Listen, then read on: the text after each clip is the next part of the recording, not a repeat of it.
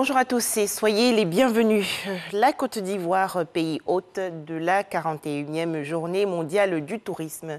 Les festivités se sont ouvertes hier dans la commune de Cocody, dans le district d'Abidjan, en présence du Premier ministre Patrick Achi. Thème retenu, le tourisme pour une croissance inclusive. Cet événement rassemble 128 pays avec en présentiel 1500 participants et 3500 en distanciel. Plus de détails dans le journal de 13 h. Mardi 28 septembre 2021, c'est aujourd'hui la journée mondiale de lutte contre la rage. Selon l'Organisation mondiale de la santé, l'OMS, environ 60 000 personnes décèdent chaque année de rage dans le monde, soit un décès toutes les 9 minutes. Dans l'édition de 13 h, le message du gouvernement ivoirien.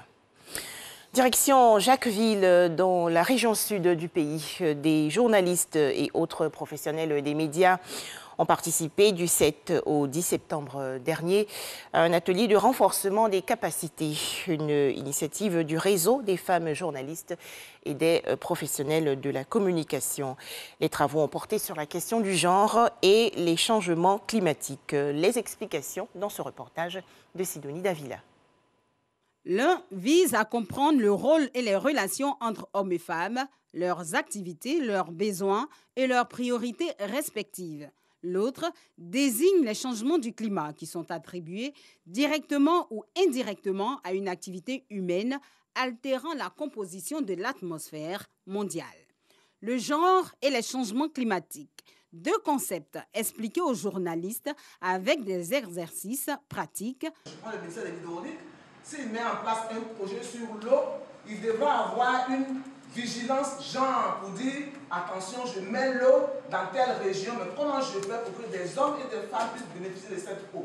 Le réseau des femmes journalistes et des professionnels de la communication, REF-JPCI, qui est à l'initiative de cet atelier de renforcement de capacité, vise un objectif clair. Renforcer nos capacités en tant qu'acteurs du secteur des médias pour une meilleure connaissance et appropriation de la mise en œuvre de la politique climatique en Côte d'Ivoire. Et c'est aussi une occasion pour nous à saisir pour acquérir des connaissances sur le lien entre genre et changement climatique. Le PNUD, associé à cette formation, a apporté son appui technique et financier pour des résultats concrets. La question de la lutte contre les changements climatiques est une priorité, si bien que le Programme des Nations Unies pour le développement ne cesse d'accompagner l'État de Côte d'Ivoire et le gouvernement, y compris l'ensemble des acteurs et des populations en milieu urbain comme en milieu rural, sur la mobilisation de ressources pour aider à développer davantage des actions et des projets concrets sur les changements climatiques. Le ministère de l'Environnement et du Développement durable accompagne et encourage également cette initiative. Diverses études ont mis en évidence l'importance de mener des actions de communication et des médias en matière du lien entre genre et climat pour favoriser l'adoption des comportements préventifs adaptatifs au sein de la population. Au moment où le monde entier fait face à la menace du changement climatique, la Côte d'Ivoire redouble de vigilance. Le gouvernement propose des mesures d'adaptation et d'atténuation qui consistent à réduire les gaz à effet de serre.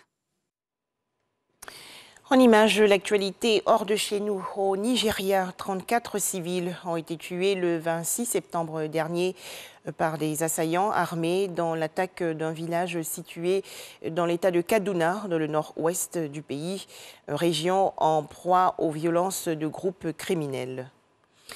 Le Parti social-démocrate a remporté les élections législatives en Allemagne, marquant ainsi la fin de l'ère Angela Merkel avec 25,7% des suffrages, devançant d'une courte tête les conservateurs, selon des comptes officiels provisoires annoncés hier par la Commission électorale fédérale. Enfin, la région nord de la Chine, fréquemment dans l'obscurité. Les pannes d'électricité ces derniers jours ont provoqué le chaos sur les routes. Il est désormais recommandé aux habitants de limiter l'usage de la climatisation, de préférer les escaliers aux ascenseurs et d'aller se coucher avec l'arrivée de la Lune. Les médias d'État parlent d'une centaine d'usines arrêtées jusqu'au 7 octobre prochain, date de la fin des vacances de la fête nationale chinoise. Voilà, merci de nous avoir suivis. Plus d'informations dans l'édition de 13h.